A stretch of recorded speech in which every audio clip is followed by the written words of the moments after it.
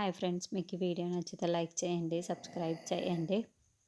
Workers అందరూ strike చేస్తున్నారని manager చెప్పడంతో మిత్ర, లక్ష్మి, జయదేవ్ అందరూ కారులో పరిగెత్తుకుంటూ స్ట్రైక్ చేస్తున్న వర్కర్స్ దగ్గరికి వస్తారు.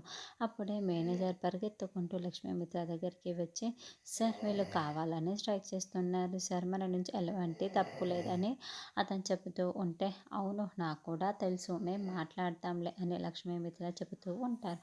అప్పుడే వర్కర్స్ అందరూ స్ట్రైక్ చేస్తూ ఉంటే వాళ్ళ దగ్గర బతిమిలాడుతూ ఉంటుంది. ఇంకోవైపు మిత్ర కూడా సర్ది చెప్పడానికి చెప్తూ ఉంటే, అలాగే జయదేవ్ కూడా చెప్పండి అని ఎంత చెప్పినా కూడా, ఎవరు చెప్పినా కూడా వాళ్ళు వినకుండా అలా స్ట్రైక్ చేస్తూనే ఉంటారు. ఇదంతా లైవ్ టెలికాస్టింగ్ టీవీలో వస్తూ ఉంటుంది. సరేనా మనీష, టీఏ రాజు ముగ్గురు చూస్తూ చాలా చాలా సంతోషపడుతూ ఉంటారు. మనీష లక్ష్మికి కొంచెం గ్యాప్ ఇవ్వచ్చు కదా, ఇలా దెబ్బ మీద దెబ్బ కొడుతూ ఉంటే పాపం ఊపిరి కూడా తీసుకోవడానికి లక్ష్మికి ఇబ్బందిగా ఉన్నట్లుంది.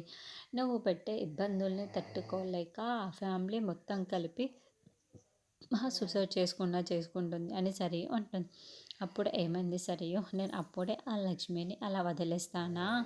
ఇంకా ముందు ముందు చాలా చేస్తాను, ఇలాగే అష్టదిగ్బంధం చేస్తాను అని నేను లక్ష్మికి వార్నింగ్ కూడా ఇచ్చాను.